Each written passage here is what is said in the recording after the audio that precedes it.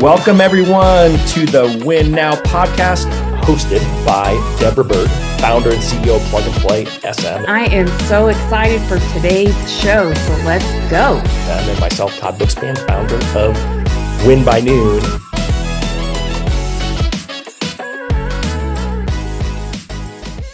All right, welcome everyone. I am Todd Bookspan, and we're so excited you're here for another episode of the Win Now podcast. I'm joined, as always, by my co-hostess with the mostest, CEO of Plug and Play SM, Deborah Bird. Welcome, Deborah. What's up? Hello.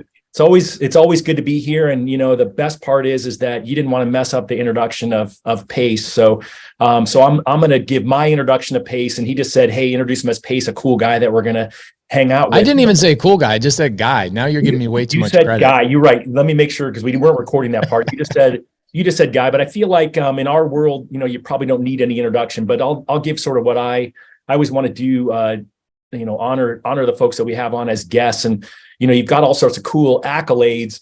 But really, what I would say is, as someone who's he's in my area, he's here in Arizona, like I am. And he's just one of those people that when you walk around the community of people who do kind of what Pace does, or people in real estate, in mortgage, they always say, wow, Pace is just a great guy. So first off, he's just a great guy. I'm saying it, he's not saying it. And, he's got other cool things like, he's on A&E, triple digit flip. He's got 1,800 doors that his company owns without ever spending any cash or having his credit pulled to get them. And most importantly, he's got a new book coming out soon, Wealth Without Cash. And so we're definitely excited to hear about that. But welcome, Pace Morby. Thank you guys for having me. I really appreciate it. And go Cowboys, by the way, Deborah. Yes, you did Heck it. Yeah. Thank you.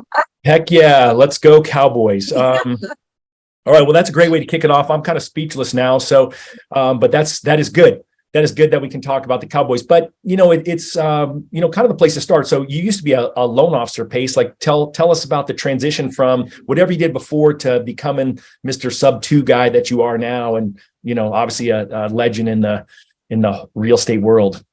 I used to be a contractor. For 10 years, I was a general contractor. And my biggest clients were Opendoor, OfferPad, Zillow.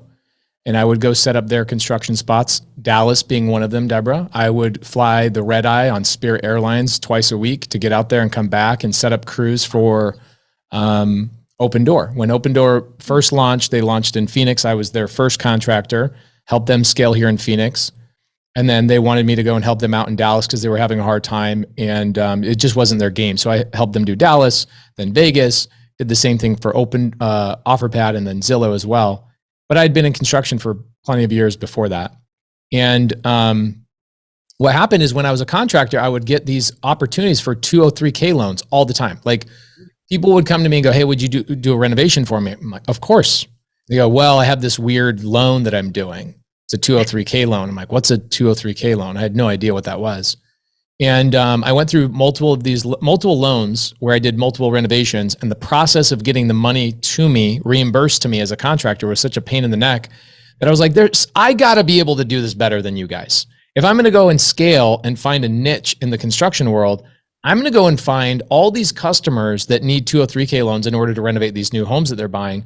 And I'll be the LO that's issuing the money as well, because I'll make this easier. So I went and got licensed as an LO. And I double dipped for a couple of years. I was a contractor running a big construction company, 200 plus employees. And then I was also the LO that was issuing the loans to the 203K loans. And then I realized I was basically chasing a dollar every single month for a very, very long time. I wasn't really building my own portfolio. I was doing renovations for other people. And it wasn't until I had a lady, this is about 9 years ago, I had a lady named Bethany Willis. She told me, she actually asked me, she said, "Why aren't you in real estate?" And I said, I am in real estate. Don't you see all these houses I'm doing? She's like, "No, you are a service provider to other people who are in real estate." And I got defensive. Like I really tried to defend myself, and she shut me up, as she should have. And she said, "You are as replaceable as a mobile notary. You are as replaceable as a real estate agent. A simple Google search could switch you to a different service provider. You are nothing but a service provider. You don't own the houses. You're just you're pushing paper and pushing people around. You own nothing. And I was like, wow. And after I stopped defending myself, she sat me down on literally on my truck bed. We open up my F-150, tailgate pops down. We sit on the back of the truck, and she says, "What is keeping you from getting into real estate?" And that's where my real estate journey started. It was right there on the back of my truck. Now, was she a real estate agent? Is that? She was a fix and flipper. So my name in town was, I was like the guy that everybody hired for their fix and flip. So I would work for all these other investors. And she was a customer. She hired me 3 times, and then she fired me. And the reason she fired me is because, if you want, I'll tell you a little 2-minute story. She hires me from a referral. I get the job done on time, on budget, which in the construction world, does that really ever happen? Nope. No. Like, even for me, it was like, I couldn't even believe that I finished the job on time and on budget. But she was a really simple fix and flipper. She'd do like $20,000, $30,000 renovations. It's like, how could you go over budgets? Carpet, paint, whatever, right? So the 3rd job she hires me for, I show up, I'm 30 minutes early, sitting in my truck, texting and catching up with other, things and setting up appointments for other bids that I'm going to do that afternoon and whatnot. And she walks up to the side of my truck on driver's side, knocks on the glass, and she's like, "What is wrong with you?" And I was like, "What? I can't hear you." She's like, "Roll down your window." She's like, "What is wrong with you?" I'm like, "What did I do?" She said, "You've been on time, on budget, and you show up early before I show up at every house that I buy and I want you to do an estimate at. What the heck? Why are you not in real estate? Like, I've never met a contractor that does all of these things. You're like a unicorn. You shouldn't be doing this. You don't fit the mold. You should be an investor yourself." And so she was the one that, and I remember she dug her hands in my shoulder, like really, really hard. And she meant it. She's like, "Get out of the truck. I'm going to show you how to get into real estate." So she taught me I got my first deal from her. What she did is she taught me how to send out postcards, and I sent out postcards to owners that had high equity. I don't teach people how to do that now because sending out postcards can be really, really expensive, especially in markets like Phoenix. It's very expensive. If I'm in like Duluth, Minnesota, is that even a town? I'm not even sure, but I think it is. If I'm in Dallas, I'm not sending postcards. If I'm in, maybe San Angelo, I would send postcards because it's a lot less competitive. But in Phoenix, I sent out postcards. I spent my first $5,000 to get my first set of leads. And my first lead that I ever bought, or the first lead I ever closed, was because of Bethany Willis pushing me there and then coaching me through the steps. Bethany Willis ends up buying the deal from me. And if you guys want to hear how I got my first deal, I'll tell you that story. It's a great story. But Bethany ends up buying the deal from me. I bought it for $150. I assigned it to her. I wholesaled it to her for $175. So I made $25,000 on my first deal. And I go, "Amazing. I made $25,000 on finding the deal, selling it to you." I didn't even know what an assignment or wholesale was at the time. I didn't even know how to fill out the paperwork, nothing. And I said, "I'm so excited because I get to do the renovation now on the house that I found for you." And she says, "Now that you know how to find real estate deals, you should consider yourself fired. I'm not going to hire you. I'm going to be a mother figure to you or a leader figure to you and tell you that you should quit being a contractor and go focus on just finding real estate deals because you just learned the most important thing ever is how to find opportunities for yourself and other investors." So Shout out to Bethany Willis. She's changed my life. So is that harder in today's market with just the inventory challenges on finding the deals? I mean, how do you find them? Easy. So this is like for real estate agents and loan officers. Like when I was a loan officer, and even my wife, 0.01 percentile of real estate agents in Arizona. When you're in Arizona, when you're a real estate agent, you get taught basically nothing in school. Let's just admit it. You get nothing. I went to real estate school too. You don't learn how to comp. You don't learn how to do sales. You don't learn any part of the actual business. So you have to go find a broker that's going to teach you how to do these things above and beyond. And most brokers will teach you how to do open houses to go get listings because they're not going to teach you how to go do off-market stuff, right? Because they want it all on market.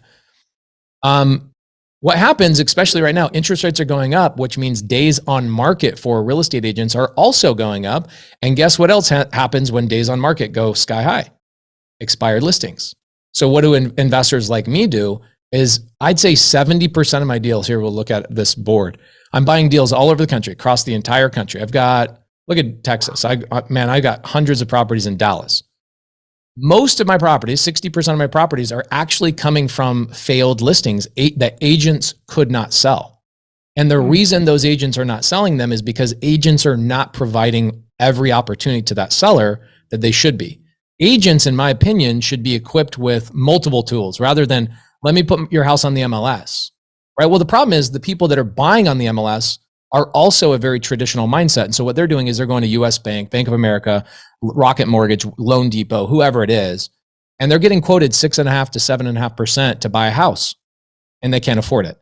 So what ends up happening is these homeowners are having a hard time selling their houses. Well, why don't you suggest to your client, hey, I have an investor that will give you a cash offer, or I have an investor that will actually buy your house on seller finance, or I have an investor that will just take over the payments through either an assumption or subject to, which is something I specialize in. So most of my deals in my portfolio, like last year, we acquired 192 single family homes and 1,500 multifamily homes. Every single one of them was through seller finance and subject to after the agent failed to sell their property. I just love it. So for the folks who are here and listening, so, first off, they're probably blown away by the number of units. So just in case someone doesn't know the difference between seller finance and subject to and all these other terms, can you just real quick just run people through the difference? Of course. So seller finance means literal. It's very literal. The seller is financing the buyer. So let's say that I own a car outright, right? $10,000, let's call it a Toyota Prius. I own a Toyota Prius, paid off free and clear. I decide I want $10,000 for that car, but the highest that Kelley Blue Book says I can sell it for is like $8,700. Well, the only thing you're going to be able to do is sell that car on payments to somebody else and say, I will let you buy my Prius for $10,000, $1,000 down at 4% interest, and I will be the bank. I will collect payments from you. That's seller finance. Subject to would mean that same Toyota Prius you want to sell for $10,000, you also owe the bank $9,000 or whatever it is, and you just tell your buyer, I'll let you take over my car payments. That's subject to. So subject to means there's a debt in place that the buyer is going to take over.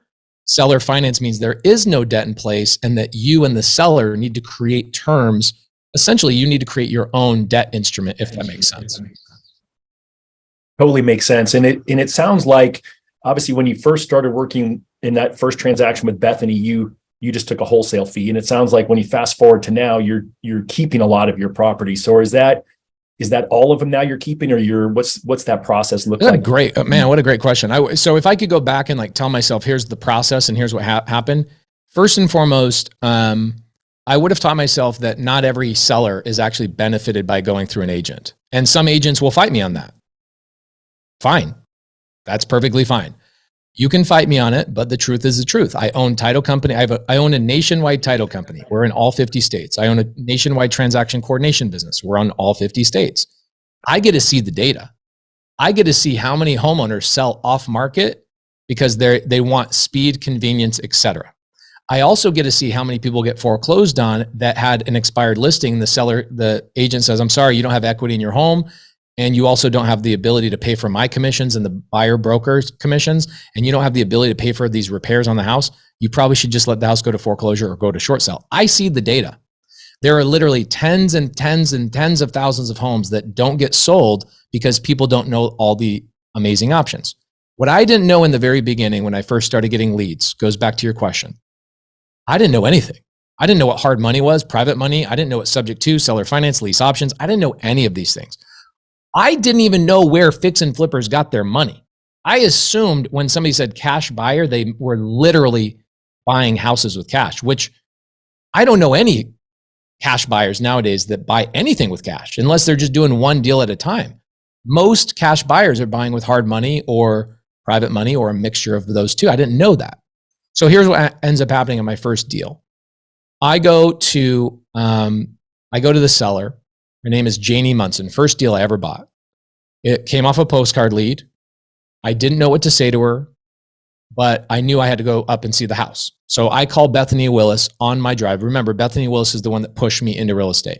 So I called Bethany on my drive up to Janie's house and I said, hey, I've got this appointment with Janie. I don't know what to pay for this house.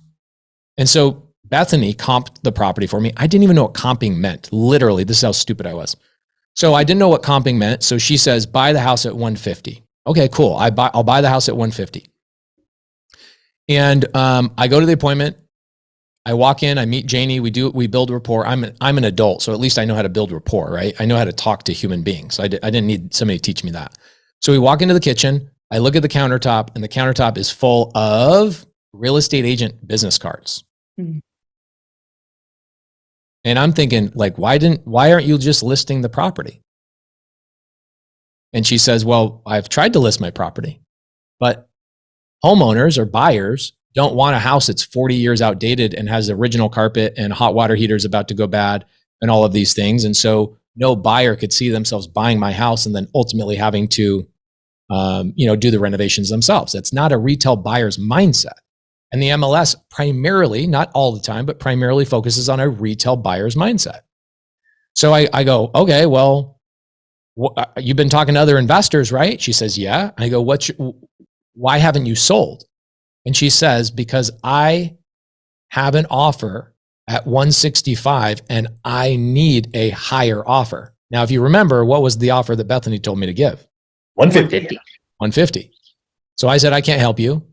We talk for another 7-10 minutes, have some laughs. I can't help you. So sorry. I never give her my number. She thought it was a sales strategy. It wasn't. I literally was just too embarrassed to give her my number because I didn't know how to bridge that gap between 165 and 150. I had no skills in my bag to be able to bring to that relationship. So I'm about to walk out the house. I turn to her and I go, is there anything I can help you with? Like, I own a construction company. I could probably help you with your move. You're a retiring school teacher. Whatever I can do to help you. She says, what are you, a Boy Scout? Like, you don't want to buy my house, but you want to help me?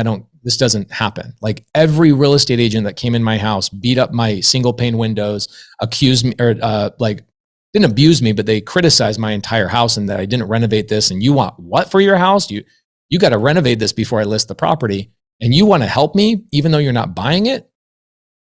I go, yeah, I want to help you. She goes, okay. Takes me to her backyard. No joke. Takes me to her backyard, opens the sliding glass door, and she shows me 3 Flemish bunnies. Literally. They're bunnies that are this large. Okay. They're bigger than the Cadbury egg bunny. And she says, I need to rehome these bunnies. And I don't know what to do. My granddaughter gave them to me. I've raised them since they were young. We're moving to Oregon. There's no way I can take care of them on my pension. So I call my mom. My mom comes up, picks up the bunnies. Janie's in like total awe that I was willing to do this.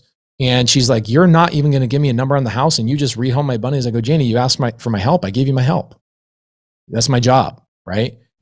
And so I leave. 2 weeks later, I get a call back from Janie and she says, I met with 15 agents and investors before you and I met with 15 after you and not one person offered to help me. Nobody asked me where I was moving and if there was anything that I needed. I want to sell my house to you. And I said, Janie, I can't give you 165. She says, I trust you and whatever number you tell me, I'm going to sign the document. So she sold the house to me at 150. It was my first deal I ever did. I assigned it to Bethany. Now, here's what ends up happening. This is where the creative aspect came in. I go and open up escrow, which at the time I didn't even know what the heck opening escrow meant, and I was told by Bethany to go open escrow with this lady named Eileen Brown, who'd been in real estate for escrow for 42 years. So I go open up escrow. She's like, who are you? I have never seen you before. Who are you? Tell me about you. I told her my story, told her the bunnies, told her I got all these leads coming in. She said, you got any other contracts you're going to open with us? I go, I can't. What I'm learning, Eileen, is that most of these other sellers that I'm talking to, they're calling me off my postcards. They're telling me they don't have any equity because they did a cash out refinance or they bought a VA loan with no money down 6 months ago. Now they're being redeployed or whatever else. They're telling me that they did this or they bought on an FHA and now they can't sell their property because they have not enough equity. Or they're sellers that just want too much money for their house. And I got to buy at a deep discount in order for a fix and flipper to make money on this if I assign it to them. And Eileen's like, I don't see that as a problem. Those are just a different colored bunny. Like that lady had literal bunnies. These people have figurative bunnies. They have a different set of problems. you need to utilize subject to and seller finance, and you can buy up all those houses. And I'm like, subject what? She's like, yeah, those payments that they don't have any equity on, if they have good interest rates and you can cash flow on them, you can still assign a subject to deal. You can keep a subject to deal in your portfolio if you want. So why? I don't know how to do this. Nobody's taught me this. She says, tell you what, back to all those leads that called you that have no equity, they want too much money. And if you're an agent, you have met with so many of your sellers that want you to list their house, that want crazy numbers that are not justified by comps. But a lot of agents will just take those listings because they're like, well, I guess the market I will just let the market tell this seller that they're wrong because the seller's not listening to me. What we do now is I just go to the sellers and go, your number is a little high, but if you can give me terms, I'll buy that house on terms, no problem. Eileen Brown is who taught me how to do all this stuff. I would bring her these leads that did not work for agents, did not work for cash buyers. And she taught me how to go take over people's payments. And she taught me how to go and structure seller finance terms.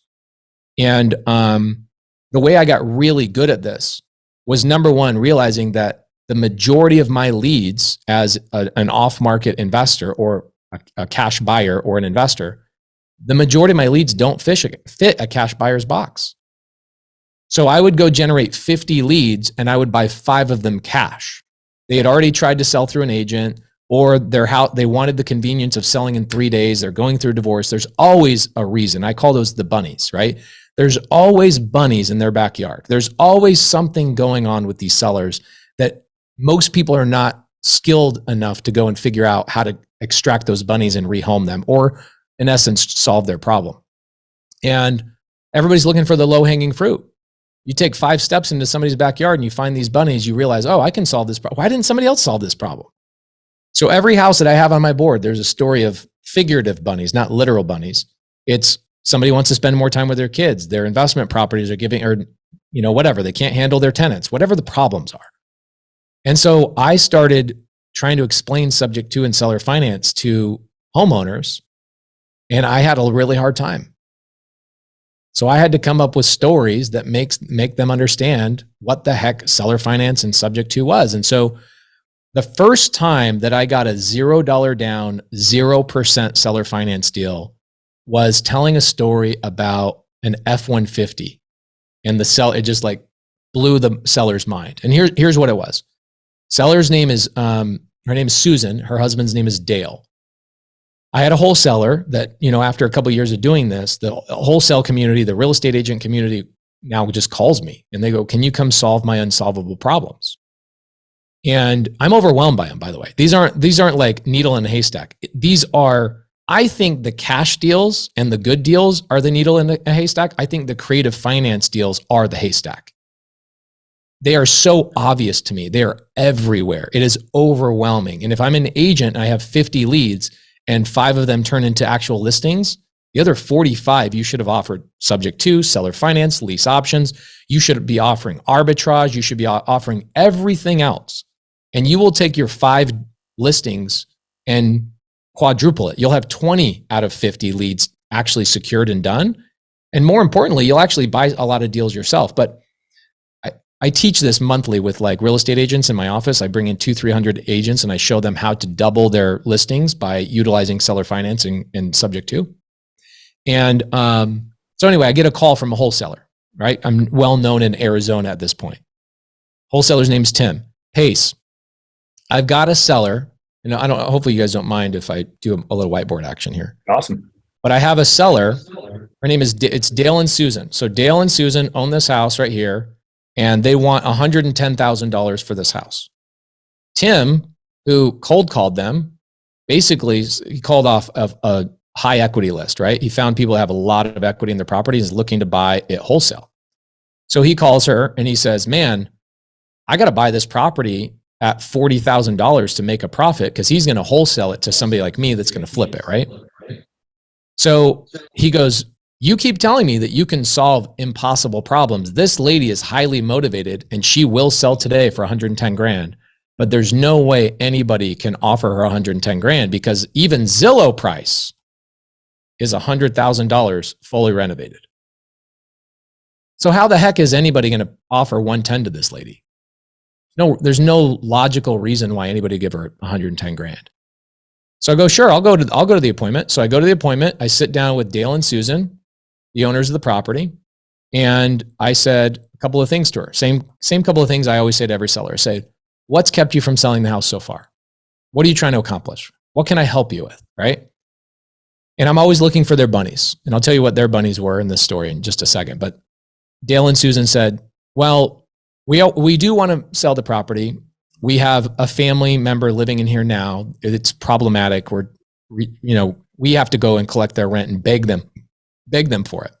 And then we're the people, they don't like it, the Thanksgiving dinners and the Christmas dinners and the birthdays. We're the rich family that's not taking care of our other family and being patient with their rent. We have now become the bad people, right? We've all been there. Everybody has their hand raised like, yeah, I've helped people, and then I'm the bad guy. So they're motivated to get rid of the property. Why though? Because Dale and Susan are now in their retirement years, and all they want to do is go drive around the country in their RV and enjoy their retirement. They don't want to beg tenants to pay their rent. So Susan says, look, we've owned this house for a long time. We own it free and clear, and we're not desperate. We're motivated. That's what she told me. She said, we're motivated. We're not desperate. And I said, well, what's kept you from selling the house so far? And she says, well, I'm getting low ball offers. And when I hear a seller say I'm getting low ball offers, that's my trigger to be like, I'm the only person going to buy this house. Everybody else is dead. Real estate agents are dead to this. Wholesalers are dead to this. Cash buyers, they're all dead to this. Any homeowner's like, I'm not going to accept a low ball offer. I immediately know 95% of the competition's dead. They don't know what I'm about to tell the seller. So I go, well, Susan, I imagine you're probably getting offers around like 40, maybe $50,000. She's like, yeah, how did you know? And I go, well, I do buy houses cash as well. And I probably would give you that same number if I was going to give you a cash offer. Now, I understand sales. And so I just edged her into asking me a question of, wait, what do you mean if you were going to give me a cash offer? So I tell Susan, I go, look, I know that if you were going to sell the house for $40,000 or $50,000, you would have done it with Tim. Tim's a smart guy, articulate, charismatic. You would have sold the property to him for $40,000. Heck, you probably would have negotiated him up to $50,000, but that's not what's going to get you excited. And she goes, well, if you're not going to give me a cash offer, then what are you going to give me?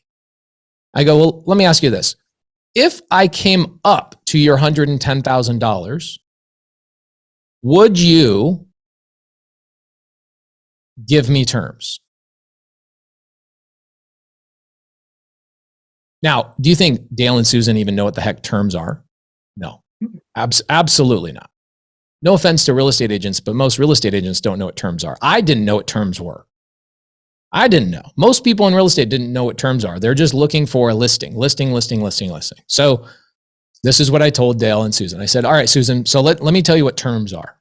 And this is the same thing I tell every seller that we buy, and my sales team is trained on this. I go, all right, so I used to be a contractor, Susan, and I had an F-150 that made my company a good amount of money. It was 4-door, would carry a crew around and make our company a bunch of money having that truck in service. Well, it hit 310,000 miles on this Ford truck. I didn't say it was a Toyota, it's a Ford. So it started having problems at 200,000 miles, and we kept band-aiding this thing all the way until I got to like 320,000 miles. So I decided, starting to cause me headaches. It's not worth the headache. Kind of similar to your situation, right? You've owned it for a long time. The property's brought you value, but it's getting to a point where the headaches are kind of surmounting and growing. So where did I go to see what the value of my truck was, Susan? And she says, Kelley Blue Book. I go, okay, where did you go to see the value of your house? She says, Zillow. And I go, Zillow is the Kelley Blue Book for houses. It's a suggested price, okay? And then you took the Zillow price and you went from 100 to 110 grand because that's what you want. She goes, yeah. I go, well, I'm just as belligerent as you, Susan. I went to Kelley Blue Book. It said my truck was worth $5,000 in the condition it was in. And I went on Craigslist and listed that thing for $10,000. Do you think I sold that? Susan's now like sucked into the story and starting to see the parallel between the two. And she says, no, probably not. And I go, no, I didn't. I didn't even get a troll texting me and emailing me saying, are you freaking crazy? Nothing. 3 months goes by. My wife comes into my office and says, hey, sweetheart, like every day I come home, I got to navigate around this truck. It's like, I love you, but like, can we sell the truck? Please. I got to like move around it to get into the driveway. And I go, what do you want me to do? Like, I'm not going to, if I put this truck on Craigslist right now for $5,000, am I getting $5,000? And Susan, of course, now I've got her into the story. So Susan says, no, somebody's going to lowball you. And I go, just like you're getting lowballed right now. You got $100,000 offer. Nobody's going to give you $100,000. That's what it could be worth if it had no tenants in it. It was cleaned up and ready to go. Somebody's going to offer you how much, Susan? She goes, $40,000, $50,000. I go, okay, there you go. So I told my wife, I'm not going to put this truck on Craigslist for $5,000 because I'm going to get like $3,000, $3,100, $3,300. And they're going to say, I'm a cash buyer. I'll bring cash to you. Like, what do I care if it's cash or a check? Why does that matter? She's like, yeah. So what did you do? And I go, my wife reminded me that I'm the terms guy. And she said, sweetheart, you're the creative guy. Why don't you let somebody make payments on the F-150? And I'm like, oh my gosh. So I go back to Craigslist. I change one thing, literally one thing on my listing. F-150 will take payments. That's all I wrote. Did I sell that truck for $10,000, Susan? She goes, probably not. I go, yes, I sold it in like 30 minutes. I had to turn the ad off. I had so many people swarming me. And I'll come over right now. I'll come over right now. I ended up selling that truck for $12,500 with $1,000 down. She's like, wow. And I go, that is terms. I became the bank. I let somebody become the owner of that truck. And I received a $350 payment on that truck. And with my interest included, I ended up collecting about $15,000 on that truck that I would have on cash received $3,100 to $3,400. I received 4, maybe almost 5 times what I would have gotten on a cash offer. So what I'm suggesting to you again is if you're hell-bent on $110,000, as you should be, it's your house. You've owned it for a long time. You've gone through the pain and the anguish of owning it and dealing with tenants for a long time. My suggestion to you is sell the house to me on terms and I will come up to your number of $110,000.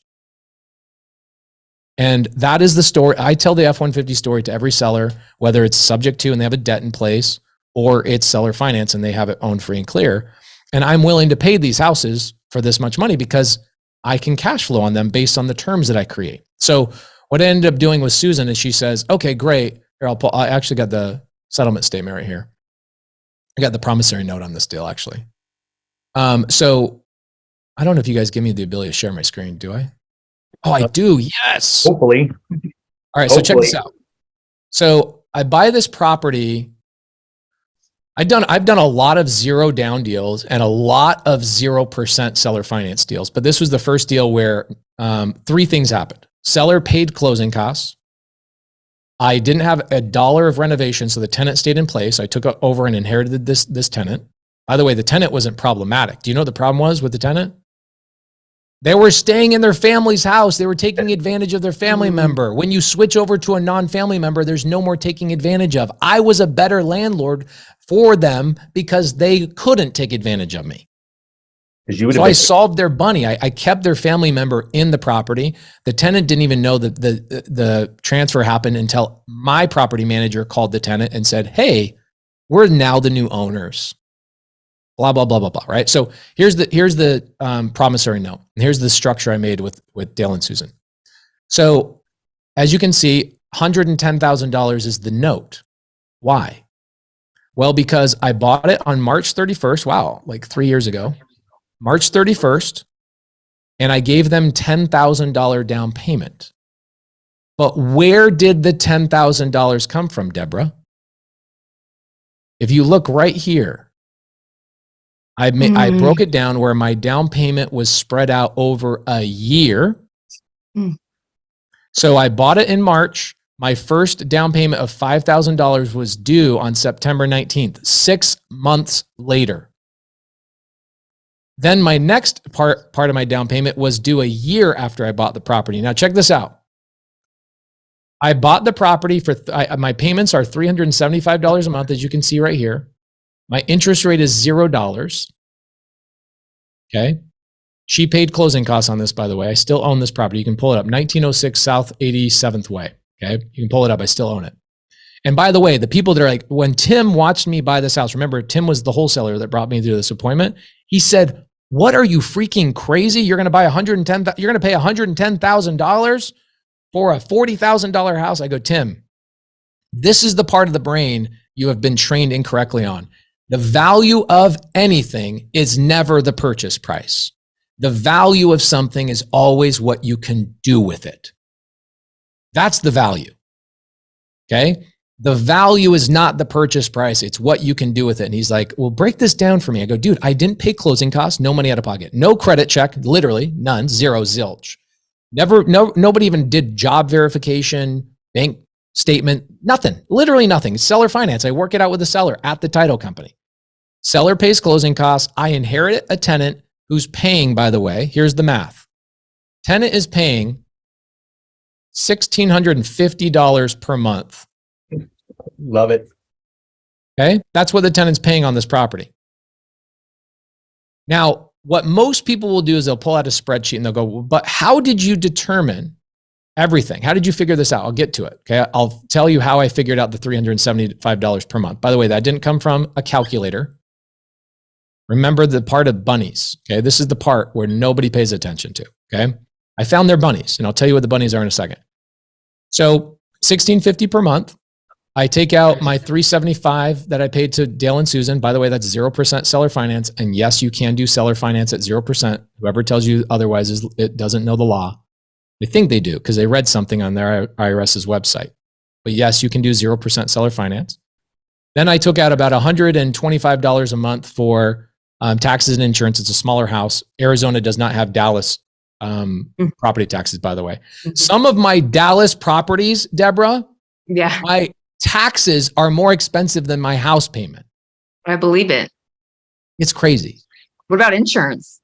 Insurance has doubled in the last 3 years. It's crazy. Yeah. Mm-hmm. But it is the world that we live in, and you just got to run your numbers different and structure the terms different. So here's what I did here. Okay.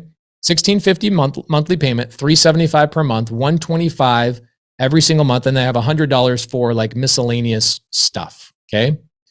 What do I net every single month on this property is $1,000 per month. Net. Okay.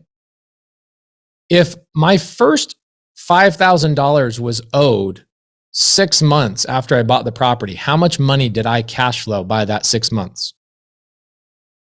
$6,000. Mm-hmm. So my tenants actually paid my down payment, not me. Does that make sense? Mm-hmm. I'm no closing costs, no credit check.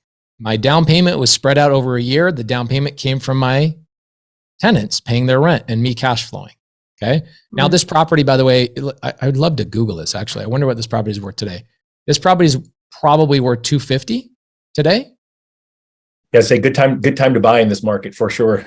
I buy in every single market. Every single market I'm buying. It doesn't matter. Everybody's scared to buy right now. I'm taking over 3% interest loans. I just bought a property right on the beach of Hawaii, 1.5 acres, 2% sub 2.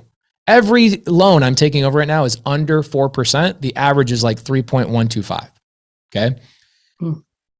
So everybody's worried about interest rates. I won't even look at something if it starts with a 4 at this point. It's all 2s and 3s. Okay. So anyway, what ends up happening with this deal, Tim says to me, he's like, well, this is crazy.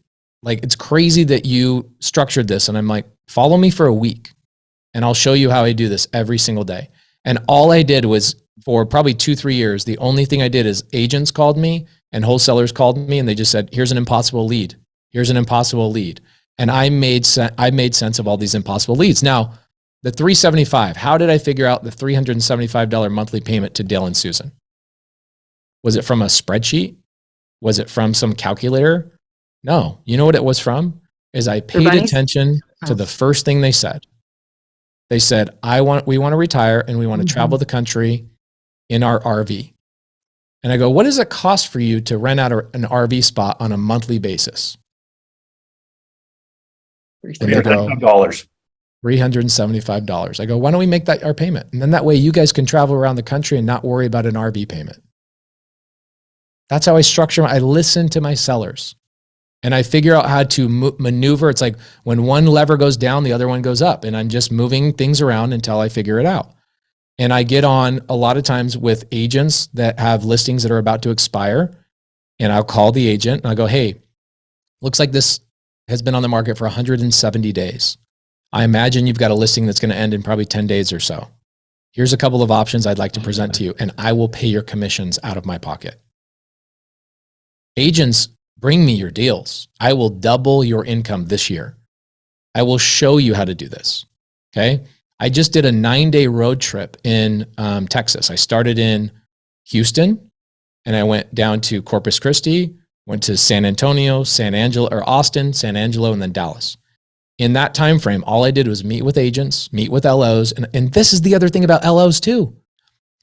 Agents can double your income, triple your income just by using this stuff. LOs, think about all the people that come to apply at your, what percent of them fail to get approved for a loan? 50%? It's 40%? a significant number right now for sure. Mm-hmm. Guess what? I can take these homes that I'm buying on terms and I can seller finance them on a wrap to these buyers that loan officers are not approving. As a loan officer, you can double, triple your income with the applicants that are failing. You already have all the leads. Bring me all your people that already have down payments, but they can't afford a house for interest rate, maybe their job description. A lot of people are working for cash. Whatever reason they've been declined to get a loan, bring them to me. I am the bank. I am taking over somebody else's loan. I'm creating terms with my sellers. I then now own the property. I can then turn around and be the bank and sell them on a wrap. So so 2 quick questions on that. What are you requiring for down payment if you're doing seller financing? Typically 10%. Okay. And walk us through then, how a wrap with where you're leaving the seller's mortgage in place to you. How does that work? Is there an easy way to explain that to the crew here? The easy way to explain it to a buyer is just tell them that I've secured bank financing with me and my previous partner, and I now am the bank, and I have the legal right to then create terms for you. I'm wrapping my equity and the existing bank loan together. This is why we call it a wrap. That's why it's literally called a wrap, is because you wrap 2 loans together. And what's funny is no buyer cares about any of that. Right.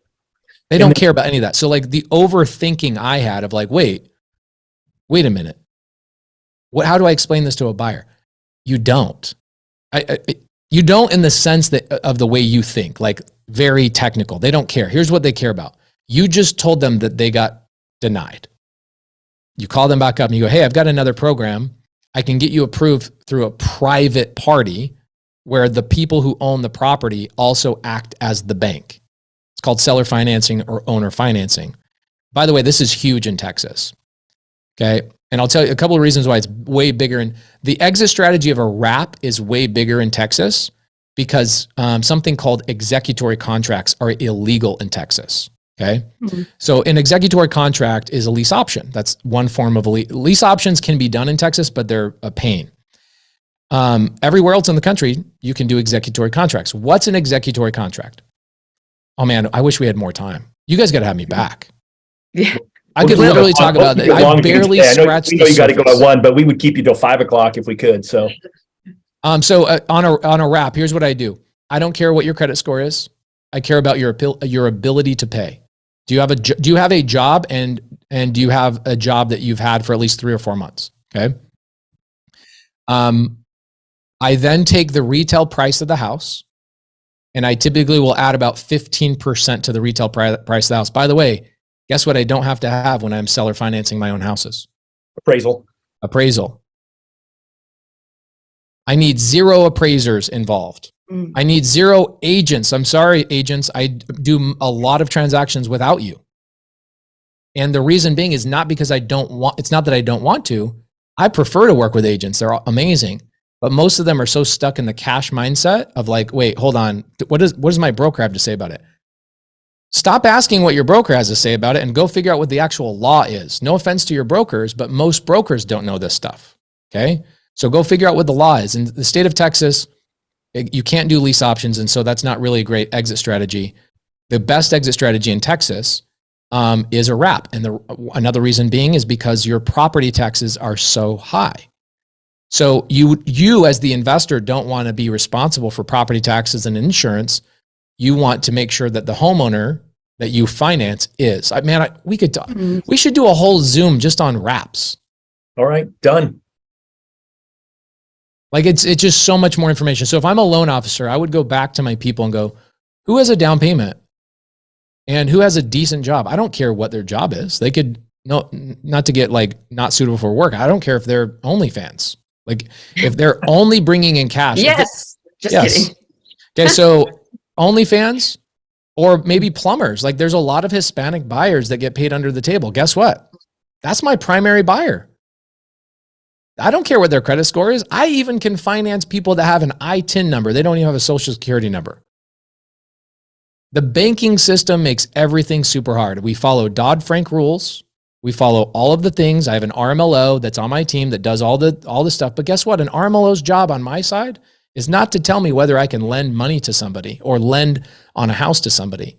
It's to tell me what their quality of repayment is. That's it. And I make the decision because I'm the bank. Okay. I'm a private party. I'm not an institution. So I can do 4 loans or 4 wraps in every LLC per year. Man, I'm like bouncing all over the place. I'd love to go like A to Z on a wrap. Like, where do I find the buyers? How do I structure the number? Why do these buyers decide to buy that way? You know what was the craziest thing? When I figured out subject to seller finance and all these things, my dad calls me like maybe 3 weeks after I'd done my first sub 2 deal and my first seller finance deal. And he calls me up and he's like, man, your mom was telling me about these bunnies that she picked up from this lady's house. Like, how's this new business going for you? Okay. And I go, man, it's crazy, man. I figured out subject to and seller finance. Have you ever heard of these things? And my dad says, yeah, you lived in a sub 2 seller finance or a lease option house from age 0 to age 19 your entire life. 26 different deals my dad did. Why? Because my dad had 12 children. Okay, same mom, same dad, 12 kids, still married to this day. Love it. Yes, we're Mormon. Yes, they still believe in birth control. That's what Mormons do. So my dad was a CPA in the daytime, making $60,000 a year. Do you think my dad's going to be able to get qualified for a loan to get 14 people to live in a house on $60,000 a year? No. So what did he do? He was a contractor at nighttime. And so he made money at nighttime on the side. And he had a little construction business. He worked on weekends. That's how I learned how to get into the trades as well. And my dad would just go directly to sellers and say, hey, can I just buy your house on terms? He bought a book in like the 80s on how to buy subject to and seller finance. And so when I found out I lived in nothing but sub 2 and seller finance houses, I realized that this isn't just a great option for sellers who can't get all the options. It's also the most amazing thing for buyers. Think about as an agent, how many of your buyers could get qualified for a house right now? And by the way, you think that these are needles in a haystack. Go on landwatch.com right now. If you go on landwatch.com, go to the filter site. Here, I'll pull this up for you. Okay? And by the way, these are on MLS too. A lot of agents have no clue that this is on the MLS. If I go to Landwatch right now, okay, what's cool about Landwatch is I can find, let's find out how many seller finance listings are in the United States right now. Check it out. Owner financing, 12,482 listings across the country. Okay, these aren't just land. This is like, look at all this. It's cabins. I'm buying a house. I've got a house right now. You want 22 acres on a lake? You want a ski lodge? You want some of the most beautiful houses you've ever seen in your life? This one's really cool. I'm negotiating these people right here. 4 acres with a barn dominium. Think about like real estate events you could have here. Guys, these deals are everywhere. And no offense to you real estate agents, I don't need you for them. And I don't need loan officers for them. I don't need banks. I don't need agents. I want to work with agents. But what you should be doing as an agent is you should be wondering, why is it in Houston, Texas right now, just in the last 2 weeks, there's 682 failed listings. You think there's a couple of opportunities in 682 failed listings where sellers will say, yeah, take over payments, or yes, I'll give you seller finance? Think about in Dallas. Go to your MLS in Dallas and find out how many expired listings are in Dallas in the last 30 days. My guess is 400 to 700. Just in the last 30 days. They already failed. The market told them on a live listing for 6 months, your house is not worth what you want. Guess what? That's like the lowest hanging fruit for me as an investor. I call up that seller. Do you know why I don't call the agent primarily? Because they get in your way. They get in my way. They are not educated. Agents think that because they have a license, they know what real estate is. And I used to think that too. I call them unicorn agents. It's the top 3% of agents actually get educated on things other than listings. They get educated on seller finance and they realize, oh my gosh, did you know that there's literally like 25,000 deals happening off market that don't even use title companies in the state of Arizona every single year? We call it a tabletop closing. I do them all the time. As an agent, when I went to real estate school, I thought you have to use a title company or a closing attorney. Guess what? You do not. Isn't that weird to think about? Everything I thought I knew about real estate was wrong. Everything. You don't have to. We call it tabletop closing. So it's like, oh, closing costs are like $4,000. Okay, well, I can do a title search for $200. And then I can go down to the county recorder's office and I can transfer a deed in for $17. Easy, done. What do I need a title company for? Luckily, you own one. Yeah, luckily I own one. I own one because I was like, I got so sick of title companies here locally saying, sorry, we can't do double closes. Sorry, we can't do wholesale. Sorry, we can't do this. Sorry, we can't do assignments. We're going to have to charge you on assignments. And now like wholesale is probably 7% of what I do. Primarily what I do is I buy and hold. And I do some seller finance in Texas. I'll probably do like 20 to 30 deals in Texas where I become the bank and seller finance on a wrap. But if you're an LO, okay, if you're an LO, you want to find people that have all these opportunities. I have a free Facebook group. Okay, I have 90,000 people in this free Facebook group that are constantly buying. In fact, I bet you we could find a deal right now. Watch this. In like 15 seconds, I bet you as an LO, I could go in and I could find a deal right now for one of my buyers that got turned down. The Facebook group is facebook.com/groups/creative finance with Pace Morby. Okay, so if I go to this Facebook group, within just a couple of seconds, somebody's going to have something posted in here that's like, hey, I have a sub 2 deal or I have a seller finance deal. Okay.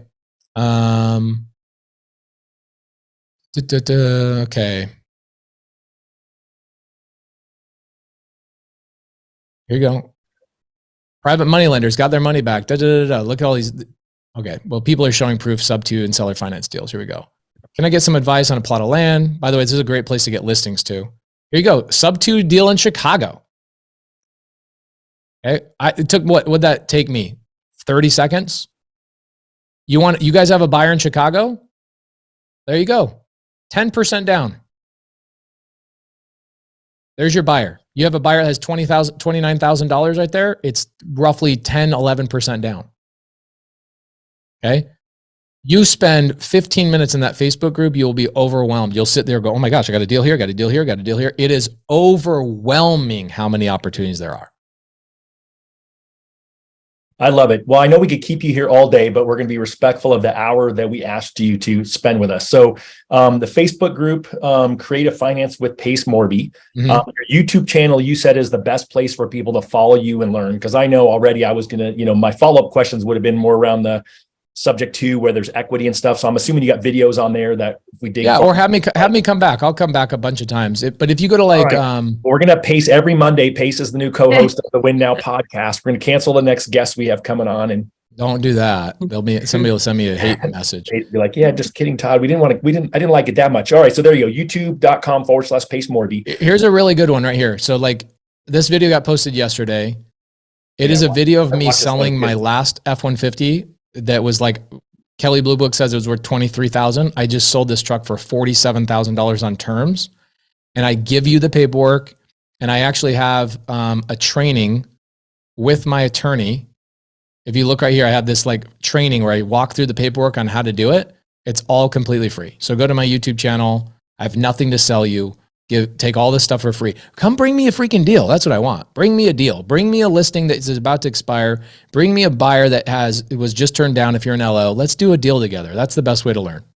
Well, I love Todd, that. that's what our next guest, we need to introduce to Pace. All right, perfect. He's a big agent in Dallas. Perfect. Well, we got lots of people we can introduce to Pace, and I'm glad that we had the opportunity to hear him. I mean, you guys should all buy his book. When's your book coming out? My book comes out on May 1st. It's already a Wall Street bestseller before it even came out, which is pretty cool. So it's really tons of pre-orders, like 25,000 pre-orders, which is pretty cool. That's awesome. You got to go to biggerpockets.com/wealth without cash to get the pre-order. All right. So what else can we do? We're going to bring you deals. We're going to bring you turn down people. We're going to go to your YouTube channel and subscribe. We're going to join your Facebook group, and we're going to buy the book. What else can we do to support you? That sounds like Bring me back.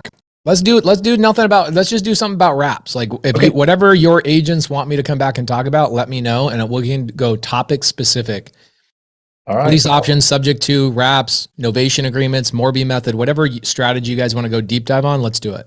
All right, gang. Well, that's our commitment. Pace said he'd be back, and Deborah and I will figure it out with him to have him back. Just super grateful. It was good to finally meet you, even though it was virtual, especially since I could probably walk to your office from my house. Probably. I will make sure I'm at your next 200 to 300 real estate agent meetup. That'll be if I can Come invite hang you. out. It'd be great. April 21st, Friday. Perfect. All right. Well, anything else you want to say to the crew before we let you go on with your? You guys are freaking cool. That's all I got to say. Thank you so much. Appreciate you guys. Well, Thank we you. appreciate it. Anything you want to say, Deborah, before we jump? That this all started because of a DM, guys. So those of you who are still scared to reach out to big people like Pace and leverage social media, know that this literally happened because I just sent a DM. Well, there we go. All right. Well, thanks very much, Pace Morby, you all. And on behalf of Deborah and myself, thanks for being here and listening or watching. We'll make sure those of you listening in the podcast format that you've got all the links that we talked about. And we appreciate you, and we'll see you on the next show. Thank you guys. All right. Take care.